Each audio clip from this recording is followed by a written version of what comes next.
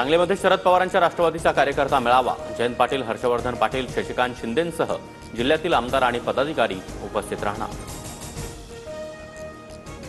पुण्यातील सर्वधर्मीय प्रार्थना स्थळांवरील भोंग्यांचं सर्वेक्षण पोलीस करणार। पुण्यामध्ये विविध प्रार्थना स्थळांवर तब्बल 1830 भोंगे। मुंबईतून क्लीनअप मार्शल्स हद्दपार होणार। पैसे घेण्याच्या तक्रारींमुळे कंत्राटदाराला दणका। मे महिन्यापासून नवे स्वच्छता दूत देणार।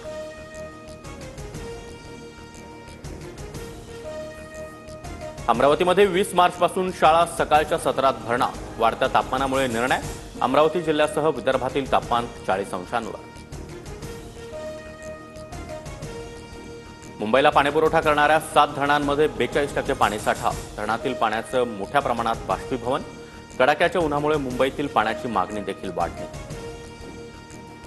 सोनं सर्वसामान्यांच्या आवाक्याबाहेर। सुवर्णनगरी जळगावात सोनं 91,000 तर चांदीच्या दरानं 1 लाख रुपयांचा टप्पा ओलांडला।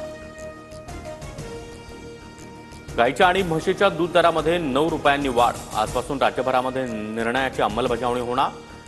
दरवाढीनंतर गाईचं दूध 58 रुपये तर म्हशीचं दूध 75 रुपये प्रति लिटर। धुळवड साजरी करताना अपघातामध्ये 11 जणांचा मृत्यू।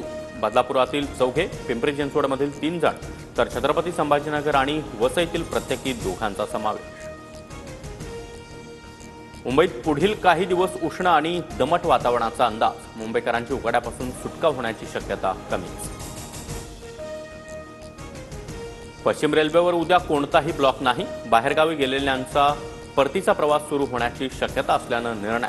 मात्र मध्य रेल्वेवर रविवारी दिवसकालीन ब्लॉक।